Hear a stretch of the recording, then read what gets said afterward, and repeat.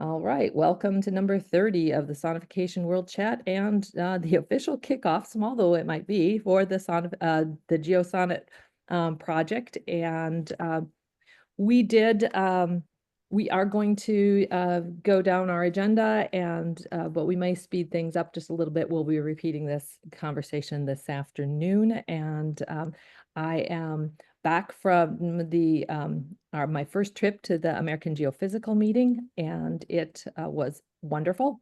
I met a lot of people and actually have had a meeting with Kim since then, and so we welcome her to this group. It did hand out 125 postcards personally at the meeting and handed off a pile of others to Amy and to Leaf. So I felt like the reception at the AGU meeting was so good that I was going to pretty much be inundated, but we're not so far. So we'll see what happens this afternoon. The pivot on that will be that I take the the recordings from this meeting, and we will parse that out into the juiciest pieces, get that online as sort of a summary of what happened. And then we will do some additional pushes in terms of advertising, and hopefully it will grow like the Sonification World Chat did, where we started off with a dozen people and we grew to 125 within 6 months. So that's my hope for this, and we'll keep making sure that we have good records of what we're doing.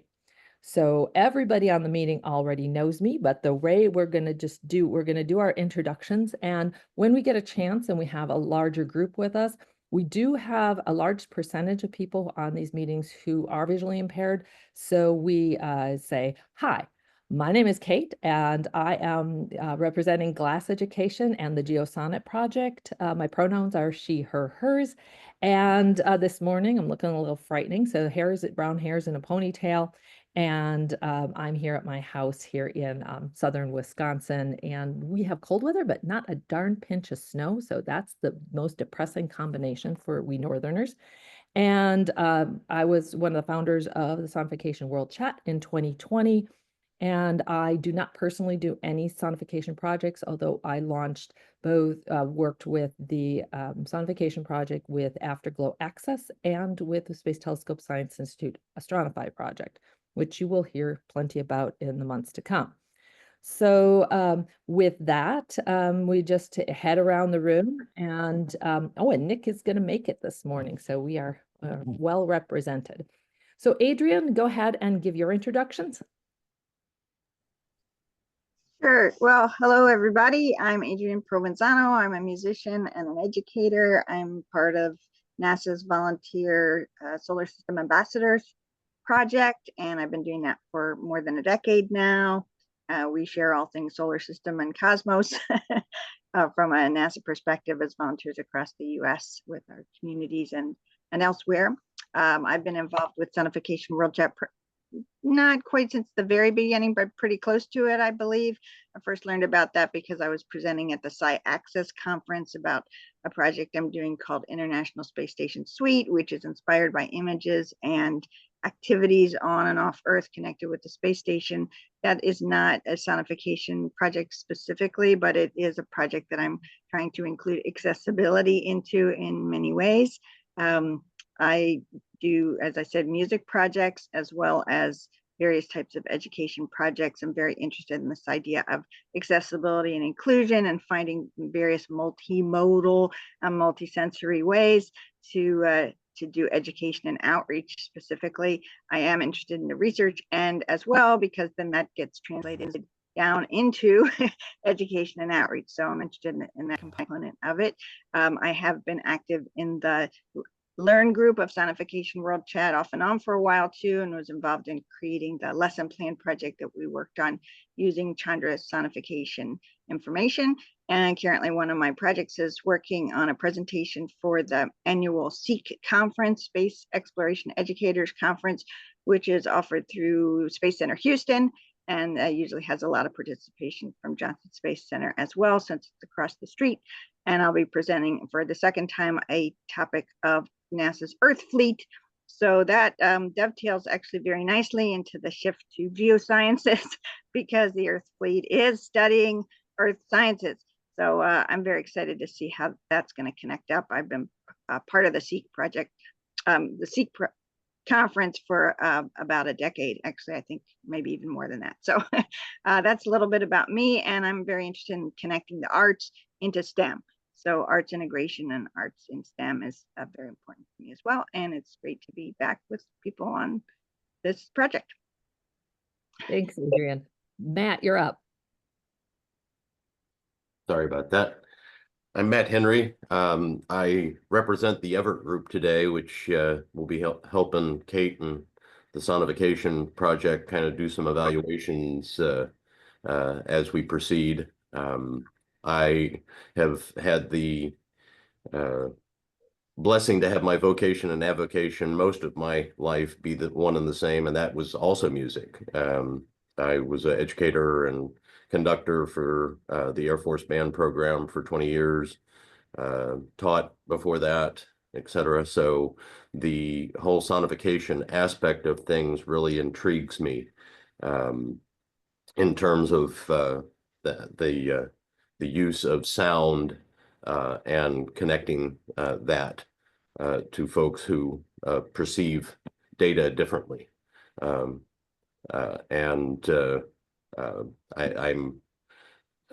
honored to be a part of it, and am here hopefully to just to kind of observe and take everything in.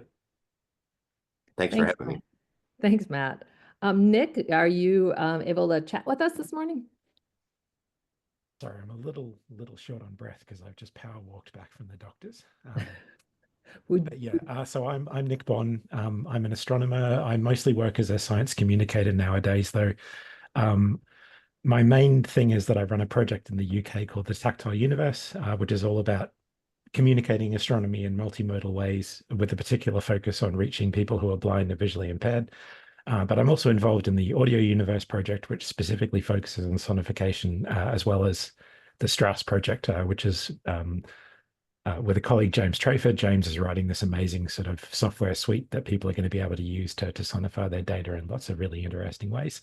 But yeah, on a personal level as well, I'm actually a blind astronomer. And so I find the idea of sonification really fascinating because I really do see it as a fantastic way, or there's a lot of potential for people like me to use something like sonification to access subjects like astronomy, whether that be just through general interest or as a research tool.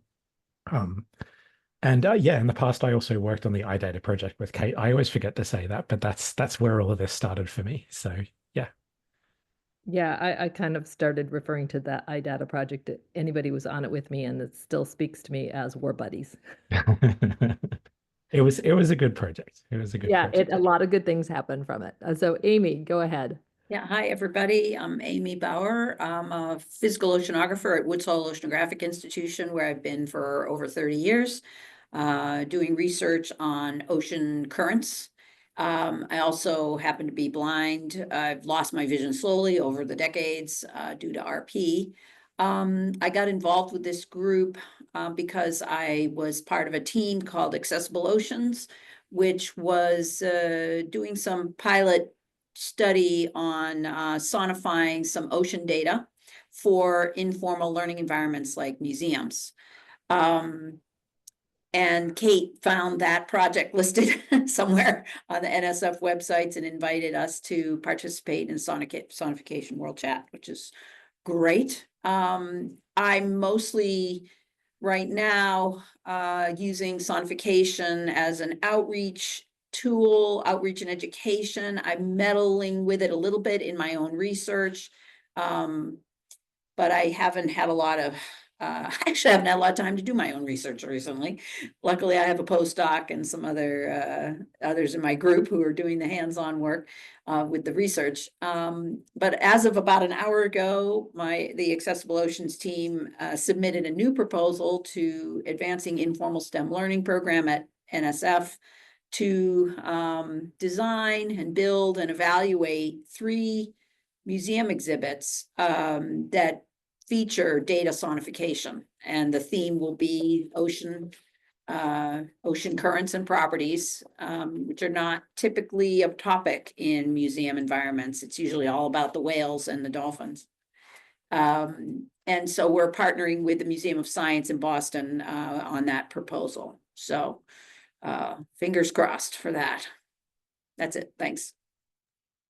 Thanks, Amy. Sarah, can we get a hello from you?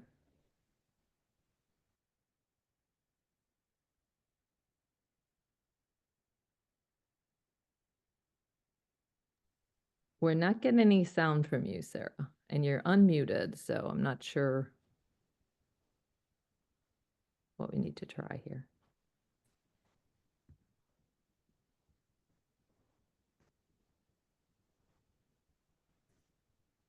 Sarah, we are still not hearing for you. 1 second, sorry, she's got this. Saw the note pop up.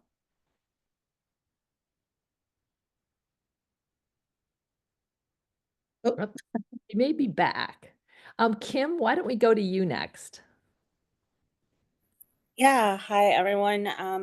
My name is Kim Eves, and I am the education and outreach lead for the NOAA NASA Space Weather Observations Office within NESDIS.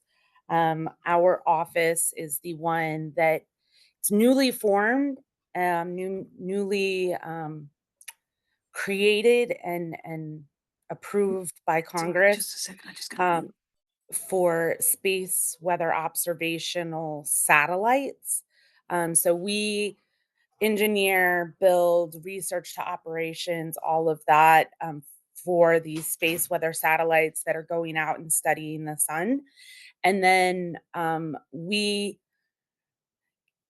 then another office gets the data and sends the data to the Space Weather Prediction Center as part of our National Weather Service. And they're the ones that create the forecasts and warnings and alarms.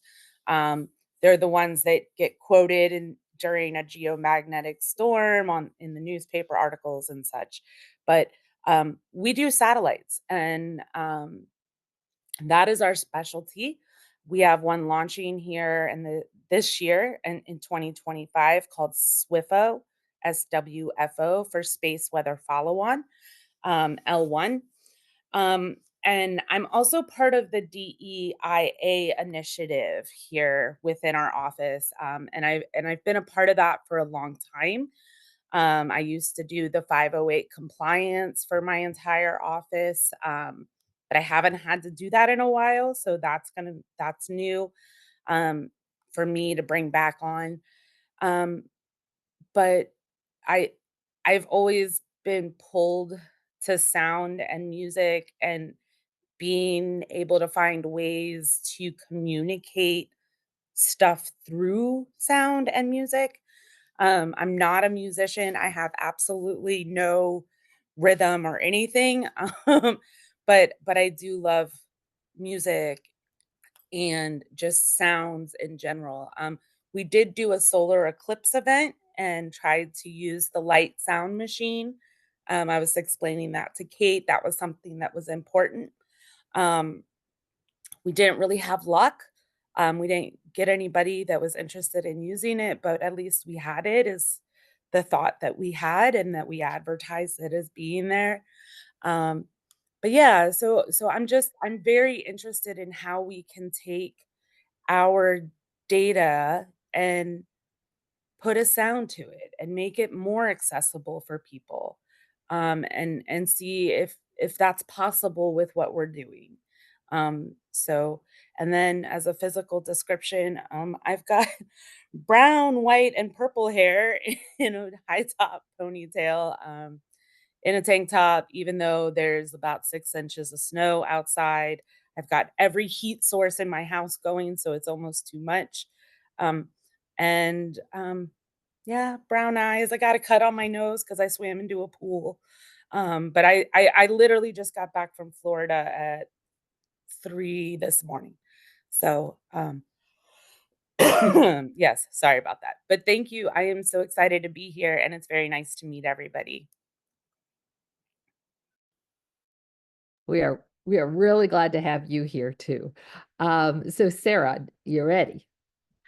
Can you hear me? And we can. Oh goodness, that went more poorly than I anticipated. Um, Hi, my name is Sarah Kane. I am a PhD student in astronomy at the University of Cambridge. Um, I've done a handful of various sonification-y things in the past, mostly in the realm of education and outreach type things, like some sonification tutorials that I ran with a programmer, Patrick Smith, and Kim Arcan and Just Stosic and I put out a paper last year about participant responses to some sonifications from the Chandra telescope. So all sort of in this realm of outreach and education. But I don't think I'm currently working on anything. But yeah, I'm I don't know, just a bit of a sonification magpie, I think, at this point. So yeah, just happy to hear what's going on. Okay, thanks, Sarah. Appreciate you being here. And one more new person, Marie Alex. Bienvenue, and give us your introduction. Hi everyone, can you hear me? We can. Yes, okay. So nice to meet you. So I'm a young graduate trainee at ESA, European Space Agency. I started the position in September, and my project is about machine learning and accessibility in space science. And I'm working on sonification, so I'm completely new to it, even to astronomy, because I'm a life science engineer. But and I'm not a musician, so I learned a lot this past few months, and I'm absolutely fascinated about it. It's to make archives data from the satellites and every mission from ESA more accessible, so but also more interesting to extract interesting insights from the data, because sonification is really great to detect some anomalies. And so yes, I'm just completely new and curious about it. So I'm so happy to meet all of you, which sounds really, really interesting. Well, thank you. And we are very glad to have a life science person on board. And hopefully you will find everything that you need today to encourage you to come back for all future meetings and invite your friends. Thanks. So obviously recruiting will be part of what we talk about toward the end of the meeting. So thanks everyone. We have gotten through introductions, and I'm going to go over and let's see, I'm going to make sure I have my presentation ready, and then I shall start off with, I'm going to share my screen, and I am going to, do we no longer have to share our sound separately? I'm looking for the button that tells me I can share my sound, and it's not saying that I'm just going to share and see what we do here. Oh, here, they hit it over on a different part. Got it. All right, so the new version of Zoom is always one small mystery after another. I'm going to start over on the SonNet website, geosonnet.org, because I want to play our EarCon at our meeting in November. When we kicked off, we said, well, we have a logo we need as a sonification project in EarCon. We played a couple of them and got some feedback to Mary Edwards, who is on our advisory committee, and she produced the following. Here we go. If you haven't heard it.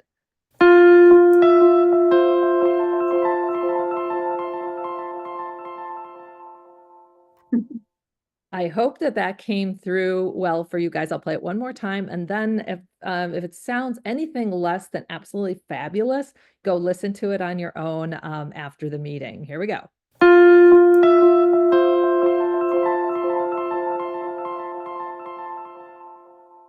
So that's a big shout out to Mary Edwards Music for our EarCon, and so really enjoyed that. So let me go to our. Cute. I like it. Good. I'm Came glad. through well. Oh, good. I'm glad it did. All right, let me go back to having, so I've got you guys up. I'm on my laptop here at my house, and I usually have two screens going, but that is not happening this morning. So if you do at any time want to jump in, correct me, old timers, just if there's something you want to say, then do feel free to jump in.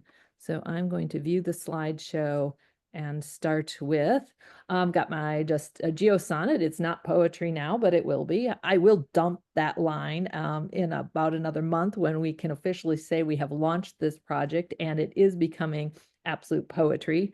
Then we are looking at the Sonification World Chat started off in the field of for everybody, but we tracked a lot of astronomy projects. So our National Science Foundation project, the GeoSonnet project, is being hosted by the Sonification World Chat. And we're trying to attract more geoscientists to this project. And I've got a little word graphic up here about who are we looking for? We're looking for climatologists, cartographers, chemists, soil scientists, physicists.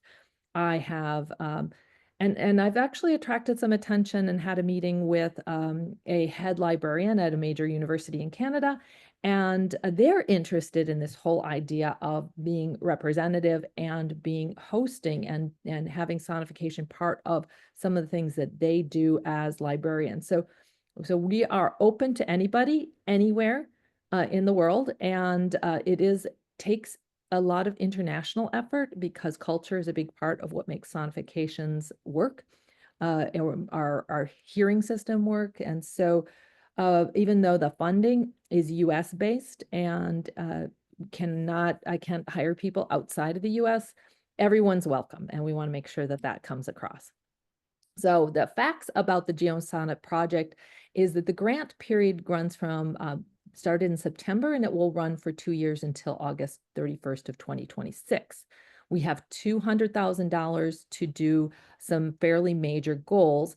My organization, which is Glass Education in southern Wisconsin, we are carrying out the goals of the project. Woods Hole Oceanographic Institution is hosting the grant, and Amy Bauer is the official PI of that grant. I have some travel money for year one. We are doing sonification workshops at the American Geophysical Union next December.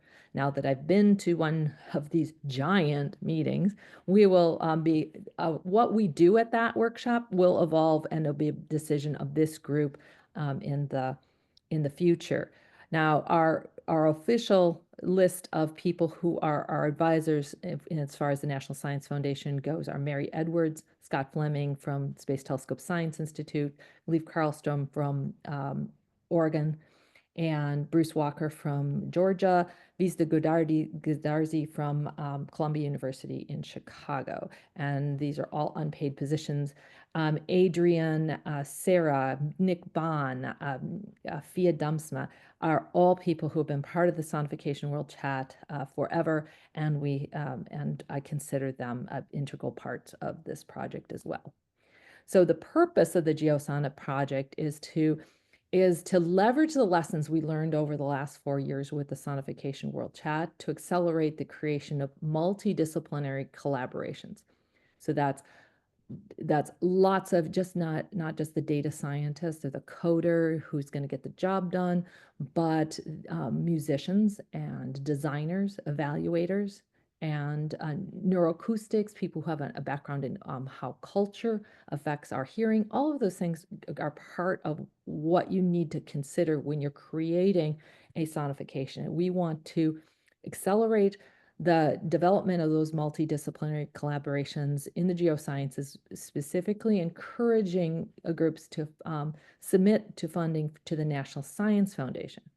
Now, just because that's the aim of the project doesn't mean you can't leverage everything we do to look at funding sources wherever you happen to be, and we will be doing whatever we can as this project emerges to do that. And we have 3 main objectives for this, is to increase our participation in the Sonification World Chat by geoscientists. And that will be an ongoing process. facilitate interdisciplinary and diverse collaborations in emerging and existing geoscience sonification projects. So those are some things we're going to be, the Everett group is going to help us quantify and track as our presence, can we encourage the development of really multidisciplinary teams that are able to be funded. And we want to document the current status of those sonification projects and their emerging needs and to support the development of new funding proposals. So those are all, I think those are all practical and exciting goals for our 2 years.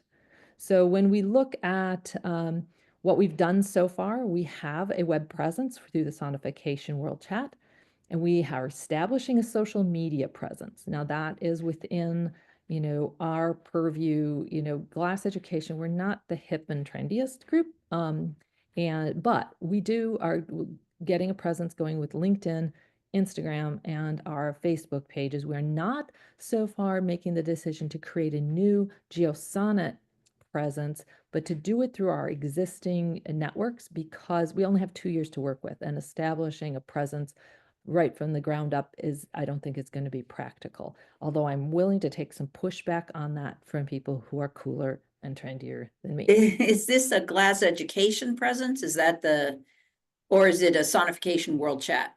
It is, we're doing the GeoSonNet, but we're pushing that out through the Glass Education existing networks, and finding ways to then encourage our people at these meetings and the advisors to grab those and repost them. Or even we got to figure out better ways to tag, but yeah, tagging in our current management software. So we should look for Glass Education. I think I asked Anna to look for Sonification World Chat on Instagram, but that's not how I'll find it. I'll find it through Glass GeoSonNet. You'll find it through if you should be able to search GeoSonNet in Instagram. Oh, okay. Yeah, you should be able to. So now this is the part where I'm saying, Instagram, all of our posts go out through, we use a management software called Buffer. So everything goes out through there. So we may need to work on our tagging issues yet. So let's keep talking about that. And then I don't know that we can, we're going to rely on other people to grab our stuff and share it through there. Yeah, that's fine. I just want the account name or the account. Yeah, it's Glass Education's account, but because we're mentioning GeoSonNet, we should be able to search on GeoSonNet. All right, well, we'll do a test and we'll see if we can find it. Yeah, I was in communication, with Amy, or not Amy, sorry, I'm blinking on your assistant. Anna to do that. So I think we might have the kinks out of that, but let's check with her. Okay, I'll do that.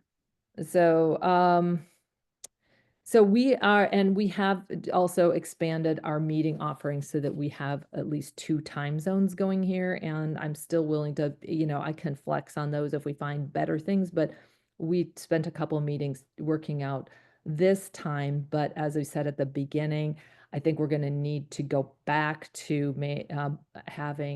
erring on the side of possibly spamming people and sending these invitations out through Google so that people are reminded more efficiently of when the meetings are. And I'm going to take Adrian's suggestions on, I'll send actually another email out after this meeting this morning. All right, so when we jump over our third objective, when we're documenting current status and needs, we're beginning with the Everett group now, and what our hope here is there was a report that came out through the Sonification World Chat and through the European group that was led by Anita Zanella, Chris Harrison, and company, that did a survey of existing projects, which primarily ended up focusing on astronomy, but we want to kind of repeat that general structure so that we can do some comparisons between that paper and what progress we're seeing on this project. We also want to do a lit review before the end of this project so that all of you don't have to spend as much time figuring out what are the most important pieces of lit that we need to be paying attention to on the project. Okay. And yeah, and then I'm going to skip that one. This is I'm just pulling up the presentation that we have given to the Sonification core group in the fall. So so the role of the Sonification World Chat, which is this learning community here, is that it's the platform for the GeoSonnet knowledge sharing, community building, and network. So the GeoSonnet project will be all those things that I do and the advisors do on the sidelines, and all the support and the lit reviews and where the money is going. But the Sonification World Chat will continue to exist as the networking platform. Everybody is welcome to that. And that should do it. I do want to do a description of the logo again, for those of you who are not able to access it visually. So the logo is a circle with a stylized musical note in the center. The circle is divided roughly into 3 sections representing the atmosphere, Earth's geology, and oceans respectively. The atmosphere in the upper left has 4 sections that follow the curve of the circle and are divided by curved lines that suggest billowy cloud outlines. In the lower left is the ocean section that is divided similarly to the clouds, but colored in shades of blue from dark at the edge to light near the note at the center. The sections are divided, are smooth curves. Earth geology section is at the right and is similarly divided as the other 2. The division lines are jagged. Each section has a lighter shade of brown from the outer edge to the center. So that is our logo. And with that, I am going to escape and pause. If anyone, this was just an overview of what GeoSonnet is and what it is supposed to be doing for new groups.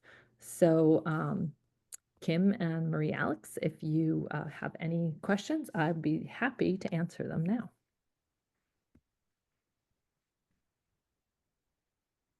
Okay, and with that, here is your... I don't have any, Kate. Thank you. Okay, thanks, Kim.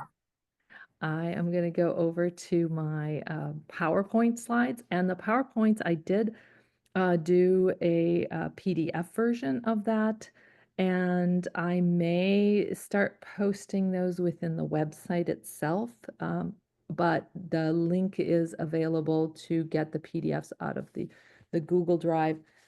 Anybody who is interested in joining our Slack channel, we will also be making that invitation available.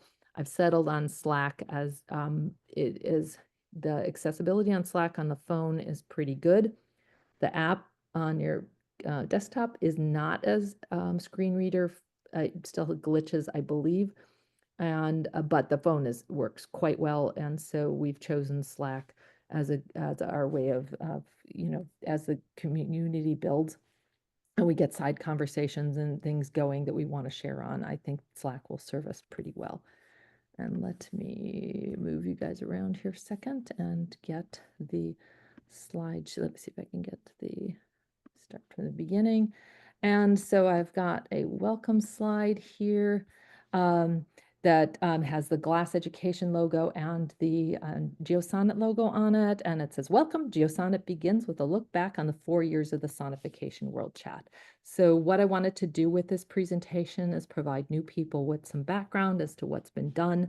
It's not going to cover every project that has presented or grown through the Sonification World Chat, but it will give you some major points, and also what I'm hoping for from the people who've been in Sonification World Chat for a while is I want us to think about the essential elements that we want to make sure, or projects that we want to make sure that we highlight moving forward. If unless we decide to run this exact meeting again, maybe at the end of the month or at the beginning of February, my next step in terms of educating new GeoSonnet members would be to look at the evaluation, or the design component, excuse me, of that we've developed through the Audible Universe project. So more on that at the end of this presentation. So again, introduction for everybody. Look back on Sonification World Chat, and for those old timers, think about what things do we need to make sure that we present at future meetings. What do we think will be most helpful? So next slide. Let's see if I can get the next slide up here. There we go. So we're starting off, and I'm going to tell you what I think sonification is. And one thing that when I was at the AGU meeting, I was very surprised by the number of people that I talked to, and it was a lot, who didn't know what sonification was. And that is unusual compared to the astronomy community. So I've been going to American Astronomical Society meetings for a number of years and talking about sonification, and most everyone knows that I talk to already knows what sonification is. So that was wonderful information. It told me that people don't know, and this project has a really strong place, a role to play in developing sonifications. I also, the Everett group put together a quick survey so that I could maybe bump into new sonification projects that I didn't know about. I didn't run into new sonification projects. I learned about one new well-developed project, which brings the total that I know of to 3. And the rest of them were not even in development. So we have a lot of area of growth to do, and I'm really excited about this. So when we're talking about sonification, what we're talking about is, I'm going to say what we're not talking about first, is we're not using the sound of object, the object of the measurement, like if you're doing whale sounds or recordings of heartbeats. That is not sonification. That is, you can take a measurement or you can record the sound, but that's not sonification. And it is creating an auditory display of data as sound. So mapping, so you're transforming data and mapping the sound to different acoustical parameters, whether that's pitch, timbre, loudness, vibrato. There's a lot of them, and that's one of the reasons sonification is really powerful. Now I'm moving on to the next slide, and that's all I'm saying about sonification. So if you find that that is something we want more information about, is what does it mean to parameter map? What does it, I want to hear about that, because that is, consider me your, sonification good fairy. You need it. I figure out how to get it. Okay. So when we look at on the third slide, application of big data, so we have sources. So big data is the place that I'm really excited about. I believe that educational components will come out of learning how to create sonifications for big data. So we have these sources. We have events, objects, existing representations like graphs and charts, and then we have different source mappings that we can do. So position, loudness, pitch, timbre, vibrato, attack, decay, sustain, release, all those musician terms that come up when we're working with sound. So we have all this rich area to work with. And so big data is a place where we like to find other ways to explore data. Okay. Then moving on, the Sonification World Chat, the part of what we want to recognize as we're moving forward is the educational piece. And I want to acknowledge Fia for her work with SonoKids in Australia. We're on slide 4. That is really looking at that whole process of how do we educate people to interact with sound. Because we spend a lot of time, all that incidental learning that sighted children do from the time they're born to integrate what their eyes are seeing and interpreting the world through that. We need to understand that process, how that process works for sound, and see what we can do to replicate that process efficiently to teach people how to use sound. And so Afia works with SonoKids Australia, and they have SonoKids Cosmobally. It's for on your iPhone, and it teaches you how to interpret sound. So we've got picture of Fia and a picture of Cosmobally here, and Cosmobally also comes in a 3D print too. So you can this is a project that teaches sonification. It teaches you how to navigate or in a game space environment.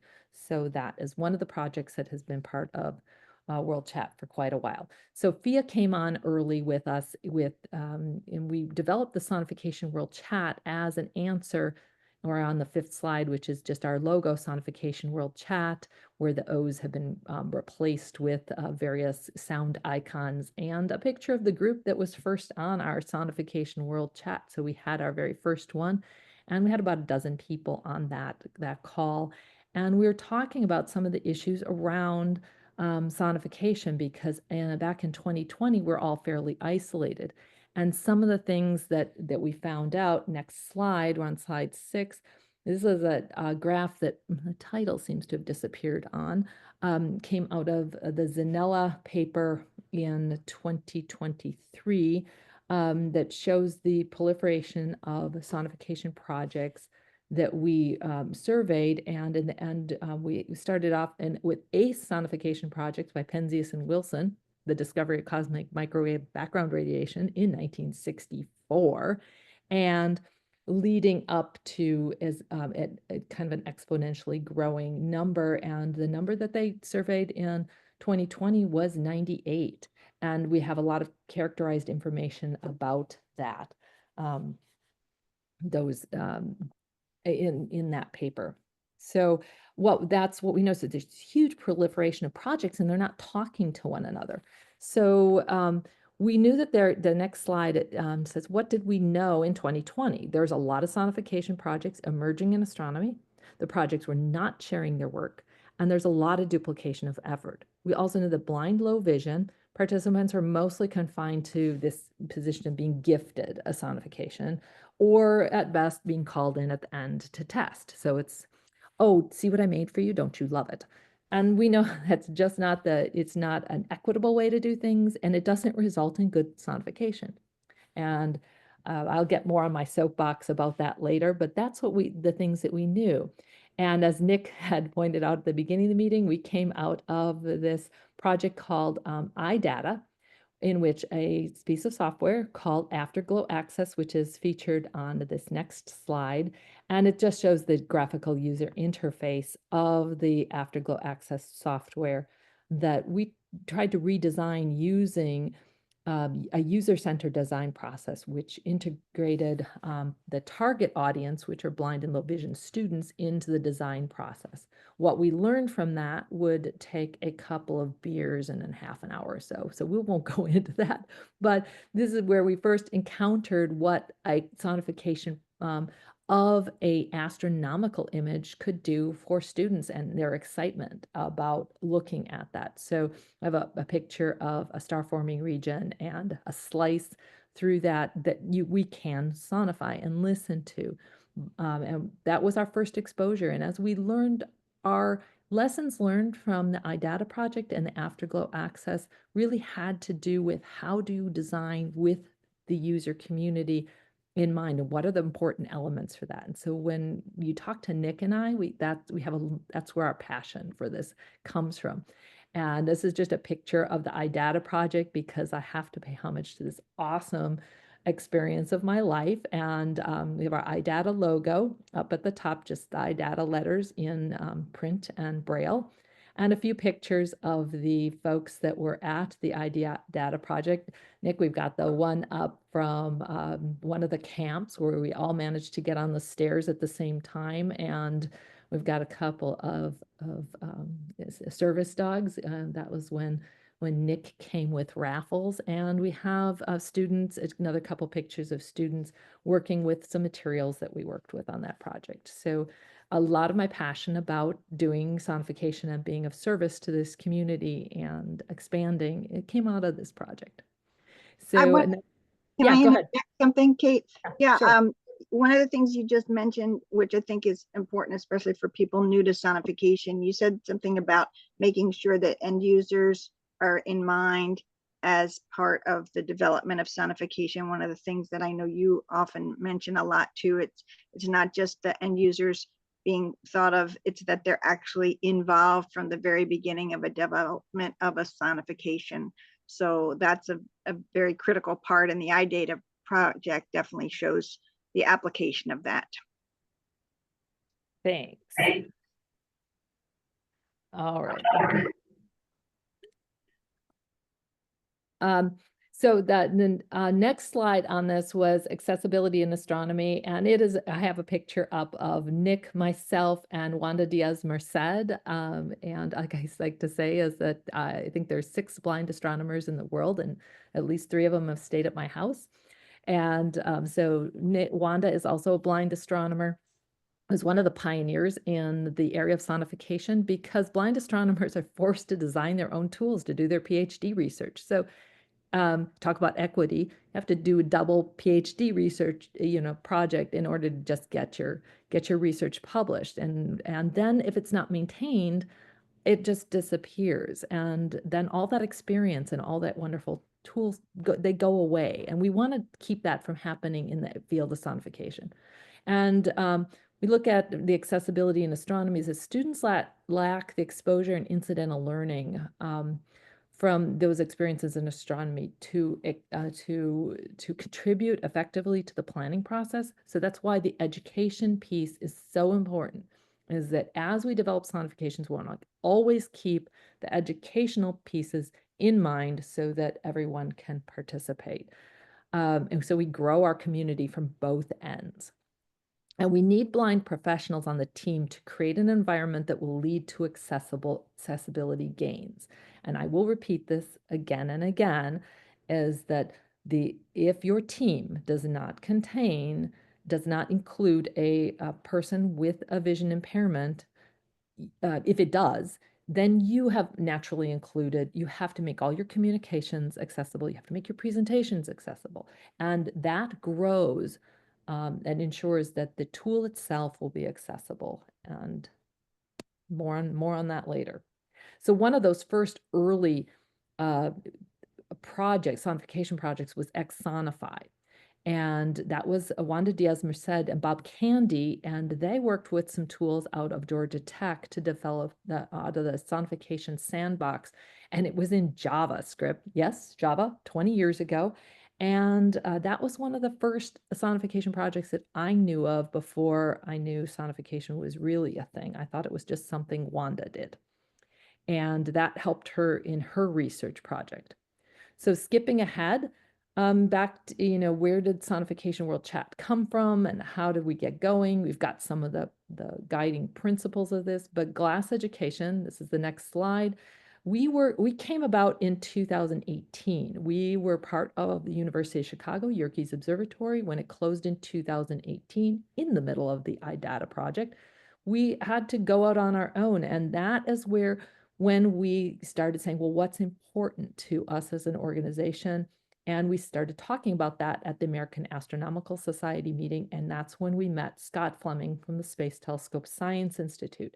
And he's pictured here along with a picture of my favorite picture I've taken of Yerkes Observatory you can see the great refractor through the dome. And I made this picture black and white, and the winter trees are crossing over, and it looks all very eerie. And that's what it was one of my favorite pictures. I wanted to share it with you guys. But the other picture is our trip to the American AAS meeting in 2019. That's Scott, and he is holding one of our stitched umbrellas that we use to tactily display the sky. And we met Scott at that meeting, and we started talking about sonification, and then became part of his Astronify project. That's the next slide. And all these slides and the information that is on them, there's some URLs to read the docs for the Astronify project. The Astronify logo is up here, along with the people who were the developers on that project: Scott Fleming, Jen Kotler, Claire Brusser, and myself and our team. We made both the educational information that went around with that to teach about Stronify, which is a Python package that sonifies time series data. And this team did include deep engagement with the blind community. That's what we made sure that we provided, that people to help in the development and immediate feedback process of the development of that tool.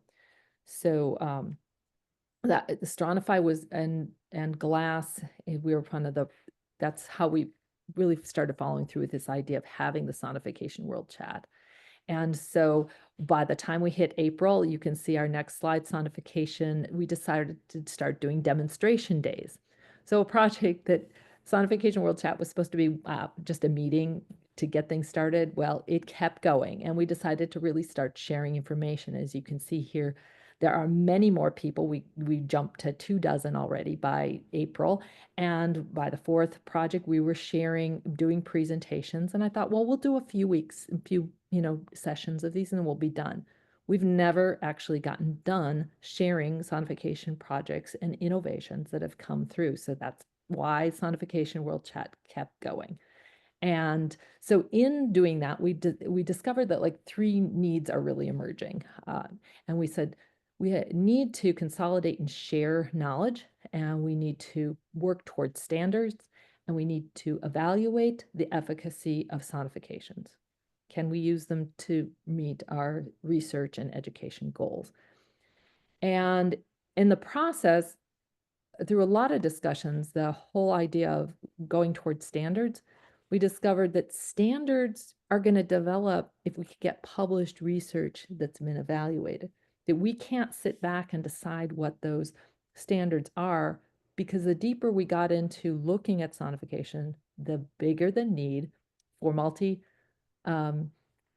multidisciplinary groups to develop these sonifications was needed. And so the Sonification World Chat soon after started helping to plan the Audible Universe Conference. And that, not that we helped, the bulk of the work was done by Nick Bond. They're listed on this slide. I think I lost track of which one we're on. I'm sorry. I try and make a habit of announcing which slide I'm on in case people are following along on the PDFs or using a screen reader to follow along. Chris Harrison, Nicholas Misdardes, and Anita Zanella. So mostly a European effort. I was also an advisor on that group, and Sonification World Chat. We did a lot of the bouncing off of information. And again, I have another picture of Nick at the IDATA meeting, and he is happily testing the new Afterglow accessed software there. So we started working on a conference to talk about some of these major needs that we were seeing emerging out of Sonification World Chat. And some of the projects that were part of this were the Audio Universe, and Nick mentioned those at the beginning. That's Chris Harrison and team, James Trayford. The Audio Universe project takes in a number of different projects under this title. The Strauss project, next slide. So the Strauss is sonification tool and resources for the analysis using sound synthesis. That's James Trayford's project, and he is a musician and sound designer. And his information about this, the GitHub package, it's a Python package for creating sonification applications. That is also on GitHub. And Nick's project, Tactile Universe. So that is Tactile Universe has been used by Glass Education in every way, shape, or form. One of our most regarded projects is our Galaxy cards. And but my main point of putting up this slide is to say that we have discovered that putting other modalities with sonification is very effective in helping to communicate information. Now, the word helpful has no numbers with it. We need to do some more evaluation, and it's an area that's really ripe for some research. So fast forward, we've got our first Audible Universe conference was online. It was funded by the Lawrence Institute in Leiden University in the Netherlands. And we looked at accessibility in astronomy education, outreach, and professional research. We did evaluation and the design process. So we did that online, and out of that, we looked at a number of different areas, and accessibility was one of them. And this is my slide, number 21, about my soapbox is ensuring this. When we talk about making something accessible, what do we mean? That we ensure that the same quality and quantity of information is available to everyone. And this idea that without blind low vision members on the development team, the tools are significantly less likely to be accessible. We know that to be a fact. People who are blind have a unique and valid way of understanding and interpreting the world that cannot be replicated by wearing a sleep mask. Now, this may sound obvious to everyone on this call, but I will say, as a person who's been working in disability access in STEM for 25 years, that I run into this over and over and over again. Well, we closed our eyes, or we imagined this, or we did, that people who are sighted have this idea that if they just close their eyes, they will be able to replicate the experience of interpreting your world through sound. And it's not true. And I will leave it at that. Next slide. So some of the projects that we're presenting were Star Sound. So that's Jeff Cookie, Gary Ferran, Jeff Hannon, Wanda Diaz-Merced, and that is out of Swinburne University, and with the OSGRAV project, and has spectral and time series data. And what I like about this project is that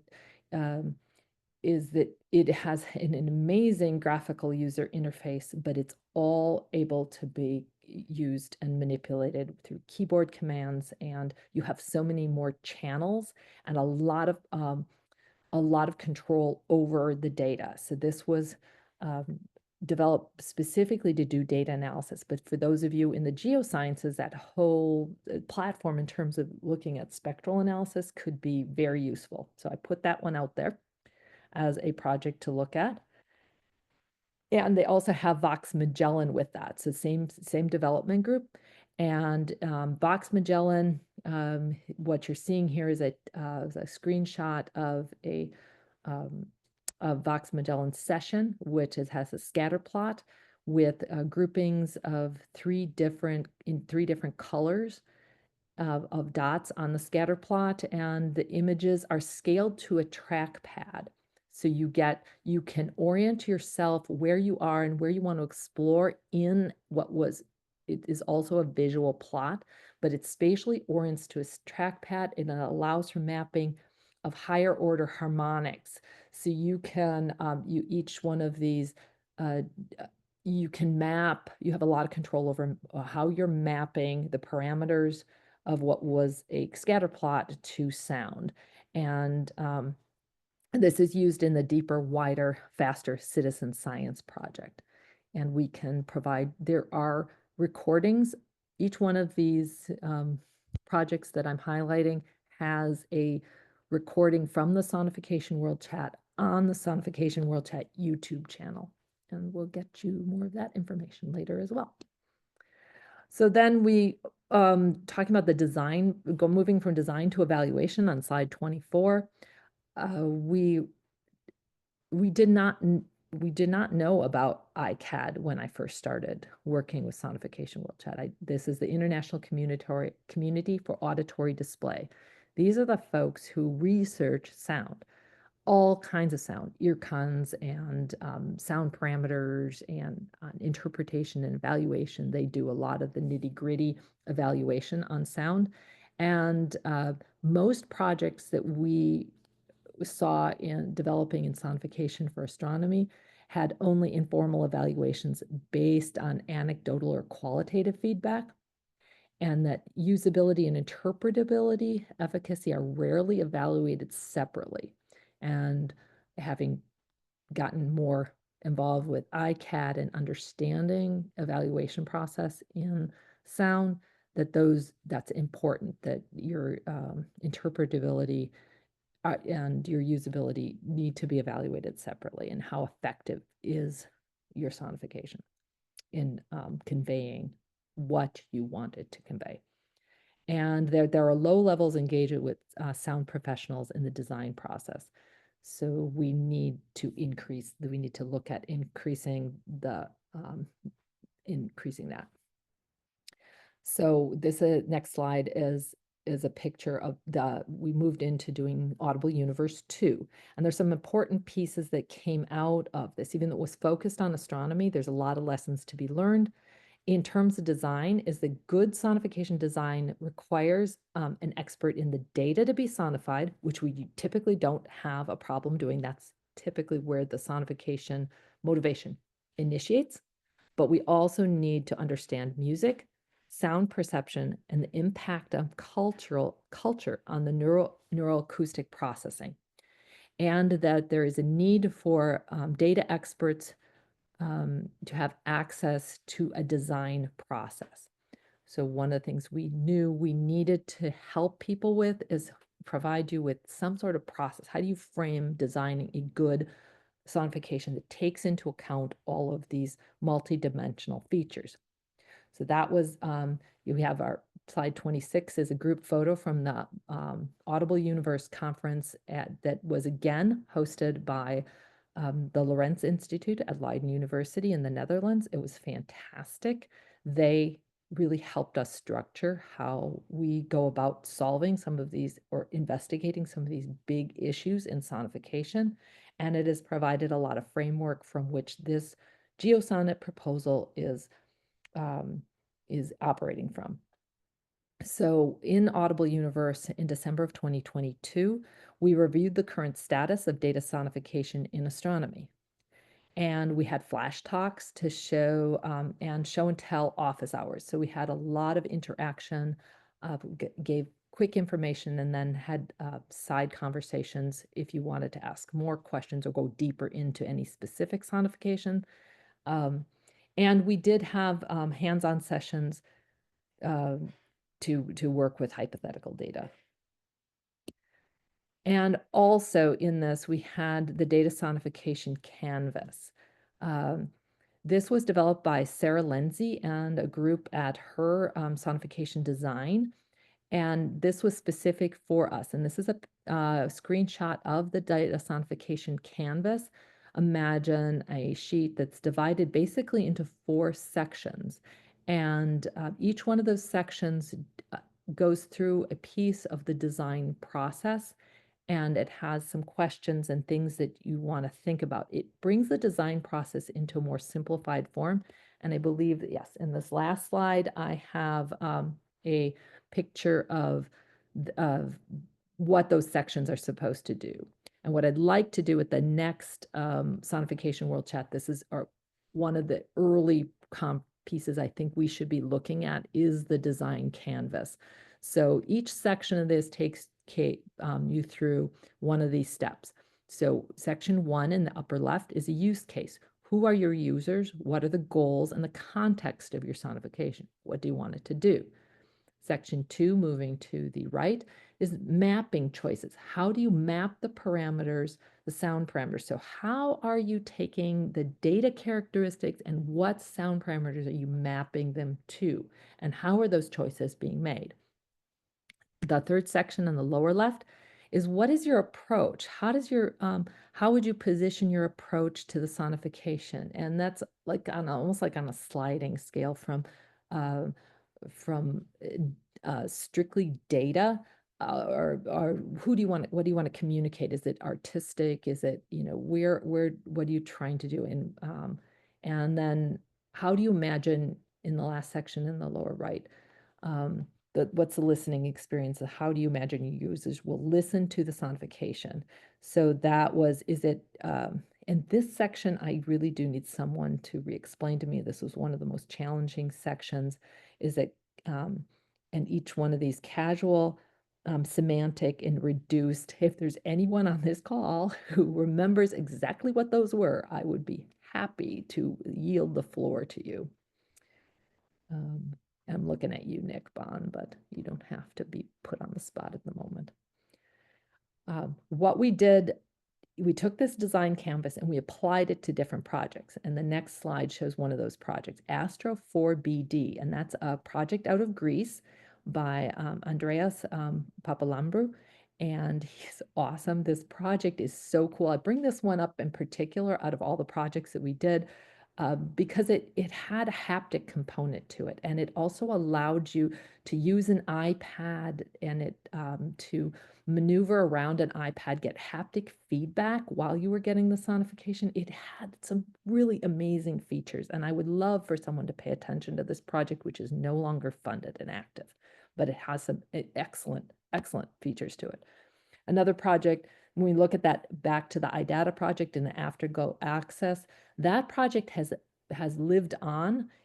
It was evaluated at the Audible Universe, and it has had a new life in what they call the Astromancer tools. So we have developed a new set of college level tools, which include some sonifications in their baby stages. We still need to find more funding, but this is out of the University of North Carolina, Chapel Hill. And what Audible Universe did for this project is I connected University of North Carolina, Chapel Hill with Georgia Tech, with the High Chart Sonification Lab, and all of them got together and saved them a ton of time.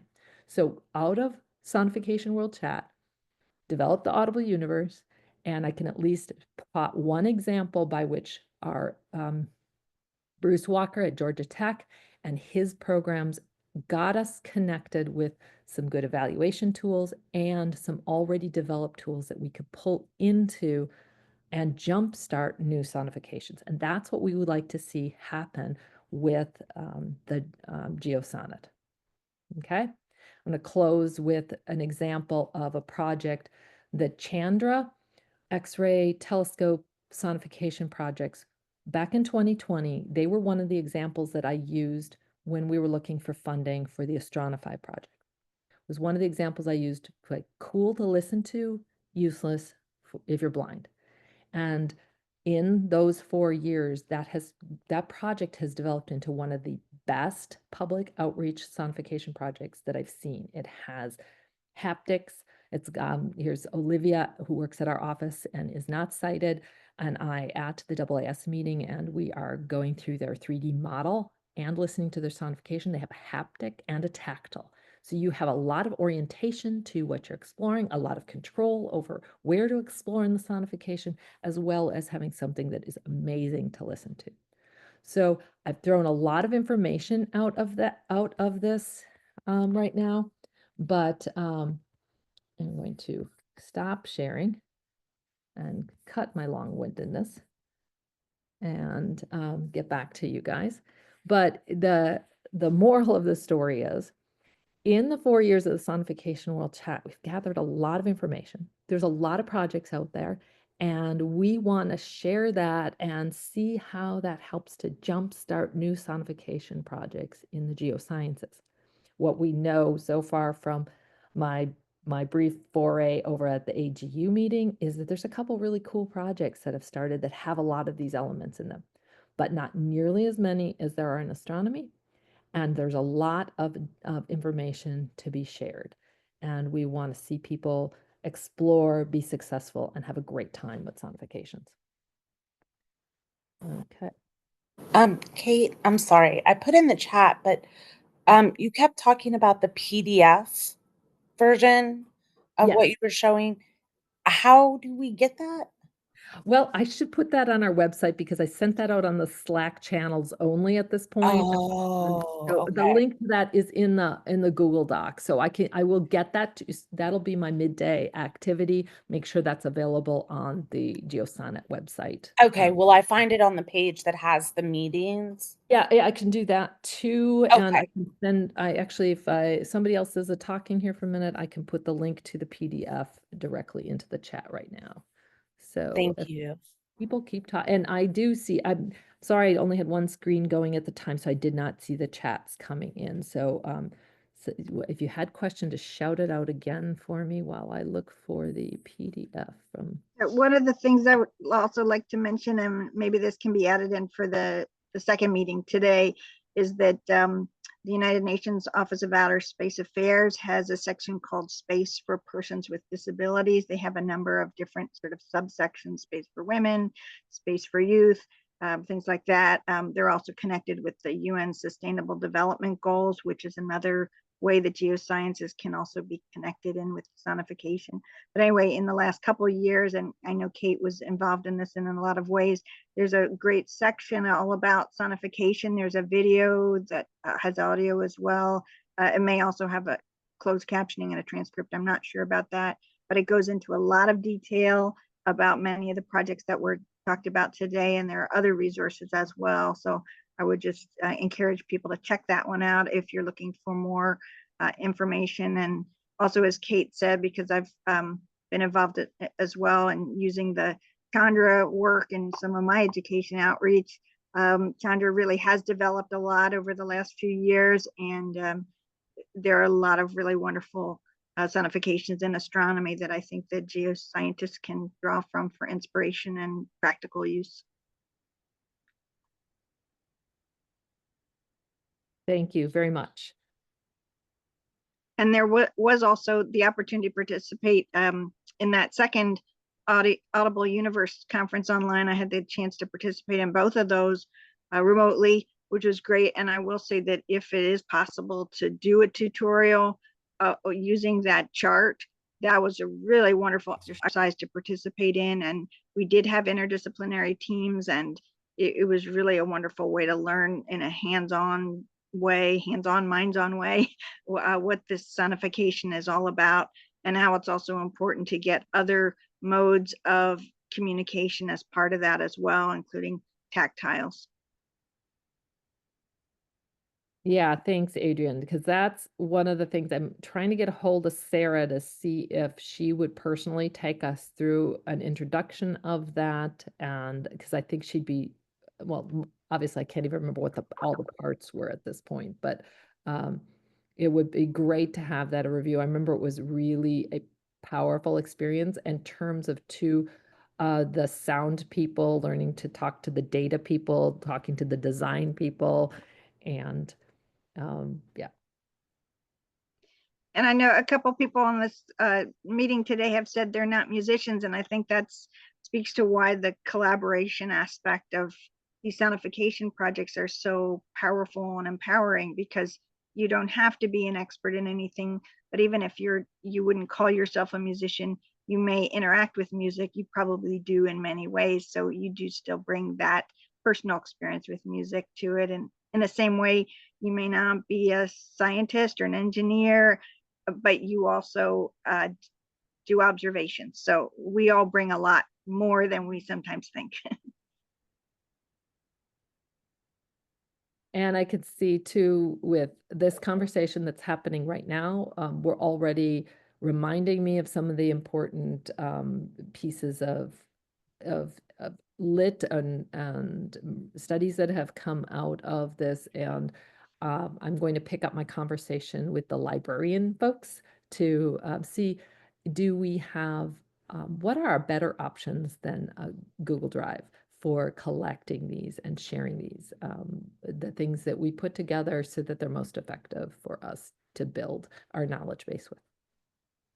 Yeah, I recently participated in, well, I was watching a webinar that had been done at a different education conference, and a librarian was part of that webinar, and she was talking about library guides that librarians can put together. And it sounds like a library guide for sonification would be really great, because during this meeting I've thought about, oh, well, Wanda Diaz Merced has a wonderful TED Talk, and I know there are more simplified, maybe isn't the right word, but sort of entry point articles that are available and videos that are available. It would be great to be able to have that sort of library guide available, something that's accessible, of course, that people could go to if they're looking for specific information on some aspects of sonification or the other modalities that are connected as well. Yeah, and that also, my aim for today was to give a lot of information about what can be done, but I'm really interested in hearing from the new folks about, okay, we jumped on that deep end. What is there some initial information? What is some base information that what was confusing about today? What was brand new to you that we need to loop back and talk about? Do we need to go back just to looking at what are sonifications? do we need to, you know, those are the kinds of questions I'm interested in getting feedback on.